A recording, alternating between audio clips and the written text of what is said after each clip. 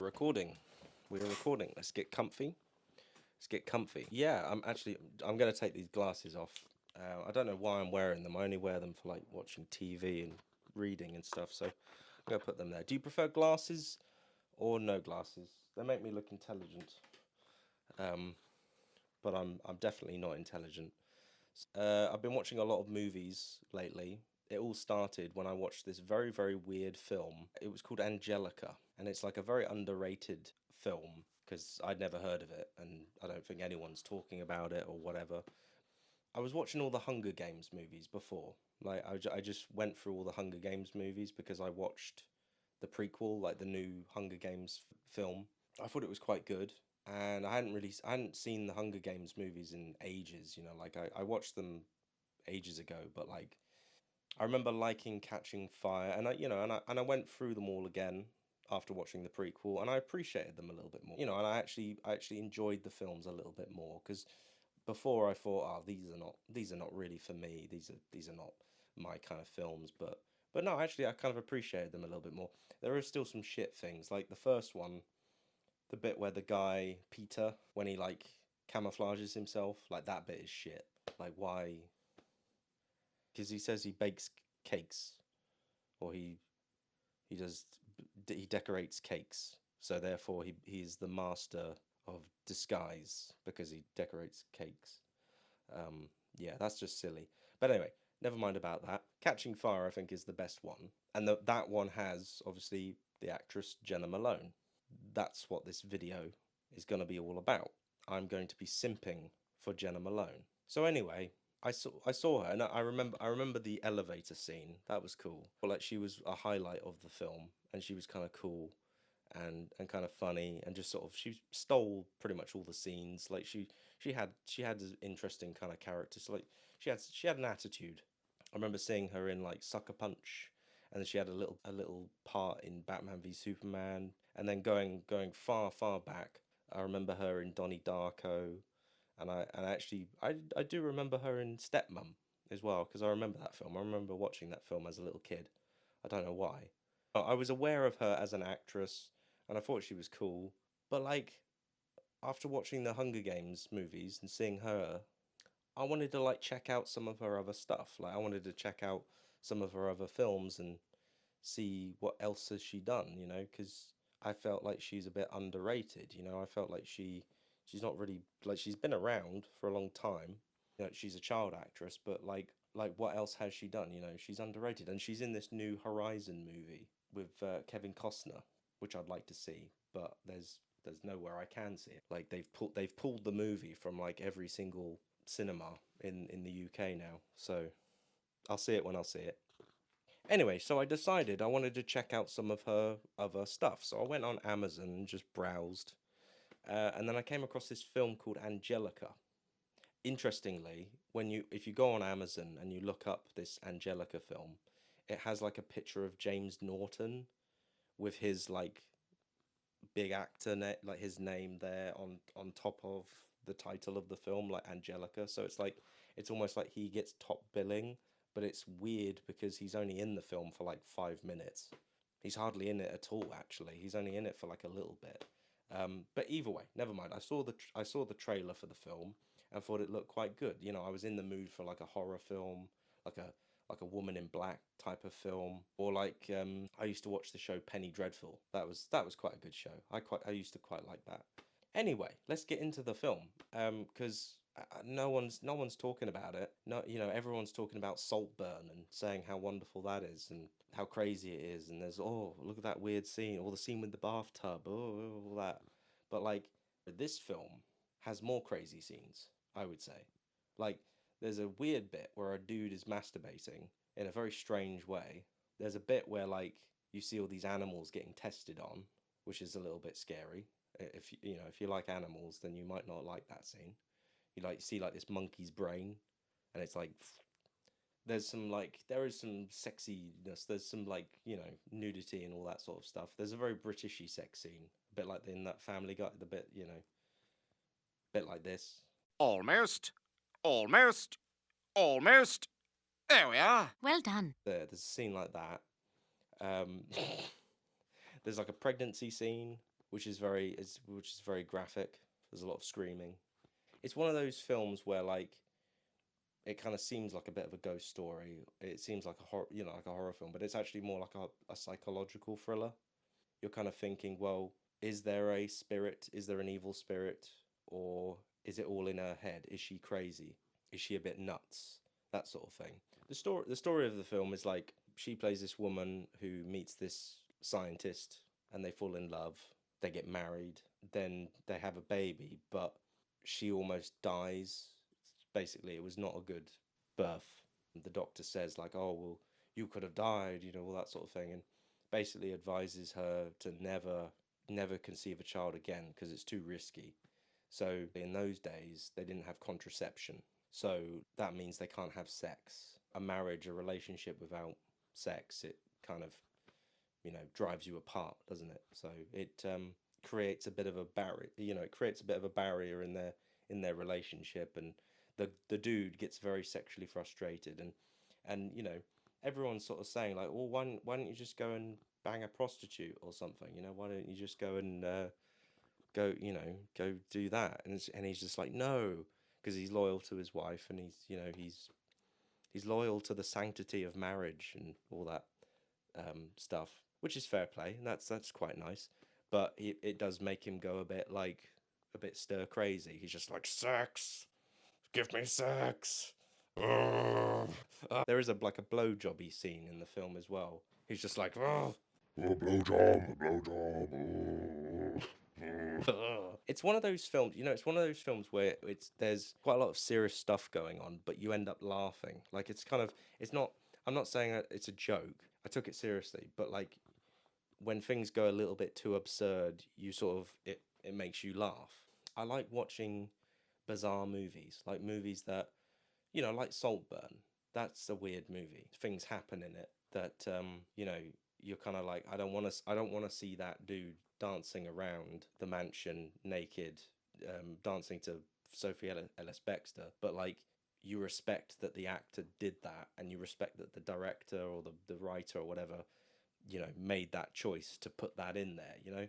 It's ballsy, and there's a lot of ballsy stuff in this film, and in fact you actually see some balls and some bush.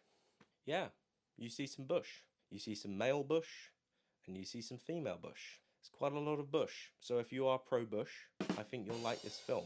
And again, if you're like into like creepy Victorian films, like if you like the show Penny Dreadful, which is a creepy Victorian type thing, you might like it. And it does kind of like raise some themes and some questions about like women back in that time period. That was when they couldn't vote and stuff, and I'm not being like woke or anything, I'm not I'm not saying that the film is woke or whatever, but it's just a fact. That's how it was back in those days, and it's like things are not like that anymore. So, yay. But anyway, yeah, it does raise some interesting questions about it, and the performances and the acting I think are pretty good in this film as well. Like Jena Malone, I think she's a great actress. I think she is, and she really goes places in this film. And actually, she's American, and she puts on a pretty good British accent as well. And yeah, there are some pretty like there are some pretty like crazy things in this film, and I don't want to like spoil it or whatever, but like the sort of the spirit or the thing that's haunting the house or whatever, or it could be in her brain or whatever. It gets a little bit weird at the end, like it's almost like it's like trying to have its way with Jenna Malone, and then she just sort of at the end gives into it and just sort of says, "Okay, all right, you can have me," and that's where you see the bush. Now I won't spoil the ending, but yeah, the ending I won't spoil. And there is a bit like where this woman comes in who's like a sort of a not a witch, but like she's sort of like a woman who likes to exorcise spirits from buildings. She likes to, you know, she's like going around wobbling her bell. Yeah. But no, I liked it. I enjoyed it because it was a bit of a ride. It was a bit of a crazy sort of film, and I like crazy films. A little bit slow here and there, but like overall pretty good. I'm gonna move on from that now. I would just recommend to just watch it if you like that type of film. It's from the same director who did the film Teeth. So if you remember Teeth with the teeth, you remember the teeth. But no, anyway, yeah, let's talk about Jenna Malone just for a minute. Because after I watched a bunch of other movies with her in, and I've now become a big Jenna Malone fan, a big Jenna Malone simp. I watched a bunch of films. I watched a film called Lorelei, where she played a single mother, and that was a good film. But she's got like three kids, all different dads. It's quite a good film, like a good drama. It kind of it got me in the feels. It got me in the feels. But then I also watched another film called The Public, which was good. She played a librarian in that, which it was directed by Emilio Estevez. Again, it was like kind of an important film about homelessness. I watched another film about homelessness as well, like with Richard Gere. She was in that. She played Richard Gere's estranged daughter. But anyway, point is, she's really good. You know, she plays different characters in each film. I did see another film called Bottom of the World, which wasn't that good, to be honest with you. It had an interesting setup, and I thought it was going to be a bit like Psycho or a bit like The Hitcher. It just didn't make any sense whatsoever. But she was good in it. She was pretty. She's nice. I felt a bit depressed, so I decided to watch a Hitler movie with Robert Carlyle as Hitler. She was in that as well. And yeah, oh God. She plays Hitler's niece. And Hitler, and this is a true story as well, but like Hitler was really horrible to his niece, and it's like bloody hell, you know. I'm definitely not pro Hitler anymore. No, definitely not. Not after watching that. So yeah, so I watched a lot of films with her, and I'm probably gonna watch a few more as well. There's this one called Adopting Audrey. It looks pretty good. I might see that TV show. The Nicholas Winding Refn did the TV show. She's in it. Too Old to Die Young, I think. I haven't seen it yet, but I will. Because she was in the Neon Demon, and she was good in that. So overall, she's a good actress, and this whole video has just been a whole video just about me simping for her. In fact, I actually this is kind of funny, kind of funny. I decided just for a laugh, just for a laugh, just like DM her on Instagram. Yeah, I know, a bit weird, but I just sent her a message just saying, I just watched Angelica and it was crazy. I really liked it. You were amazing in it. I loved your British accent. So yeah, I sent that. And obviously I'm joking about. I don't actually expect a reply from her, obviously. Um, but you know,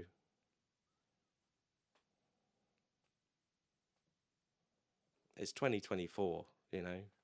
We need to break down these barriers, you know. I understand you're a famous actress in movies and I'm a tiny little ant. But like, you know, we've got to break down these barriers, and to be honest with you, like, you know, I think we could make this happen, Jenna. I think me and you could be an item. We could be. Um, I looked up on my phone here. I think it says here that she's pansexual. So I don't know what that means precisely. I don't know what that means. Is that like a bisexual or whatever? But anyway, um, so pansexual. I don't know what that means. But like, I think it means I'm in with a chance. Yeah, yeah. So anyway, um, I do actually have. Sorry, I do have a pan. I do have a pan. So I don't know if that helps to relate to you because you're a pansexual. So, you know, I have a pan. So maybe you could come over sometime. Maybe you could come over sometime and you know, we'll do things with pans. I've got one. So you bring your pan, I'll have my pan, and we'll just, you know, we'll see how things pan out. Uh yeah. I know she's not going to respond to me, but be nice if you did, you know. Be nice if you did. Anyway, yeah. She's lovely though. I do think she's lovely. I like the way she speaks. She's funny in interviews. Like I've watched a few of the Craig Ferguson interviews that she was in, and she was really funny. I've listened to some of her music as well. There's this song that she did about paper cups, and I just feel like we need more people like that. You know, we need more people like her, and she is underrated. I would say. I would definitely say she is an underrated actress. You know, she's been around forever, so you would have thought maybe she would be a big actress, you know, like Jennifer Lawrence, like who is a big star. But she's not. And maybe that's by choice. Maybe she doesn't need to necessarily be famous. You know, well, she is famous, but like she doesn't need to be like uber duper huge famous, you know, like in fact, to be honest with you, being that is probably it's not good, you know, it's probably better to be like a supporting actor in a whole bunch of independent movies than it is to be the big star in a big 100 million budget movie, you know? At least that's what I think anyway. Or maybe not, I don't know. Yeah. Okay, so watch Angelica. It's weird, it's freaky, it's a bit sexy, sort of. It's a bit disturbing, but you should watch it if you like Victorian films and check out all these other films as well because they're kind of like important films. They're like these independent films. They go under the radar. And okay, maybe they're a bit weird or maybe they're a bit depressing, but I feel like sometimes these films are good to watch to sort of like remind yourself of how lucky you are, you know, or make make you feel better about your life, you know, not being as shit as some of the main characters in these films, you know, in these depressing films. So yeah, I mean, and as I say, like it, Jenna Malone, I think she needs more attention, you know, or she needs to win an Oscar. She should win an Oscar. I think she will win an Oscar as well. I think she'll win an Oscar like late in life. Like I don't know how old she is. Is she like 30 something? 30 late 30s probably. But like yeah, she needs to win an Oscar. I reckon she'll probably win an Oscar when she's like 50, maybe. She'll like do one like really great independent film and she'll win best supporting actress. But yeah, anyway, I'm going to stop talking now, but Jenna Malone, I love you. And hope we can get together sometime, um, and maybe get married. Maybe get married, have a couple of kids. Yeah. All right. Goodbye. That's it. That's the end of the video. The simp video. That's what I'm calling this video. This is the simp video. Okay. The simp video is now over. Goodbye.